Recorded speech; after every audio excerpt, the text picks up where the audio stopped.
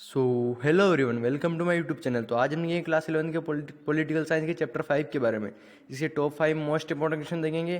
तो channel video पर पूरे बने रहिए और वीडियो को लाइक कीजिए और वीडियो को पूरा देखिए। और तो इसी बीच पहला क्वेश्चन है कि विधायिका क्या है। तो विधायिका सरकार के 3 अंग होते हैं। उसमें से एक तो विधायिका होती है और कार्यपालिका होती है, एक न्यायपालिका होती है।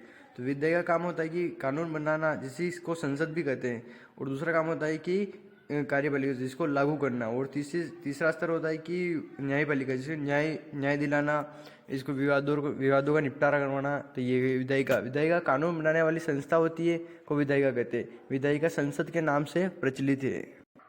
तो इसी बीच पहला क्वेश्चन हमारा कंप्लीट हो गया। तो दूसरे क्वेश्चन की ओर चलते हैं। तो दूसरा क्वेश्चन है कि राज्य में द्विसदनात्मक विधायिका के क्या फायदे हैं। तो द्विसदनात्मक विधायिका तो यह एक निचले सदन में जल्दबाजी से पारित किए गए विधेयकों पर विस्तार से चर्चा करती हैं। यह एक सार्वजनिक राय बनाने में मदद भी करती है। यह सरकार की एक अनिवार्य प्रणाली है। अल्पसंख्यकों को प्रतिनिधि देने के लिए द्विसदनीय विधायिका आवश्यक है। इसी बीच दूसरा क्वेश्चन में हमारा कंप्लीट हो गया और अब चलते हैं तीसरे क्वेश्चन की ओर। तो तीसरा क्वेश्चन ये है कि द्विसदनात्मक विधायिका वाले प्रांत कौन से, जो राज्य है ना, वो द्विसदनात्मक विधायिका वाले कितने हैं। तो 6 राज्य है।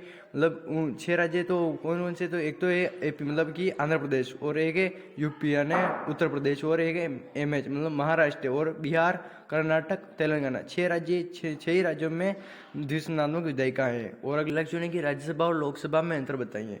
लोकसभा को निचला सदन भी कहा जाता है, और लोकसभा के सदस्यों को प्रत्यक्ष रूप से चुना जाता है।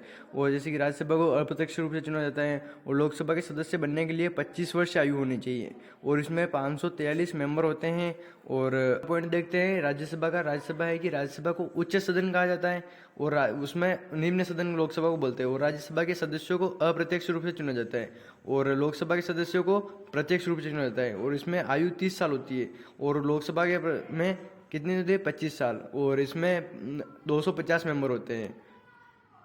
तो इसी बीच अगले क्वेश्चन की ओर चलते हैं। संसद कानून कैसे बनाती है। ये मोस्ट इंपॉर्टेंट क्वेश्चन है। तो किसी कानून को लागू करने के लिए पहले संसद में विधेयक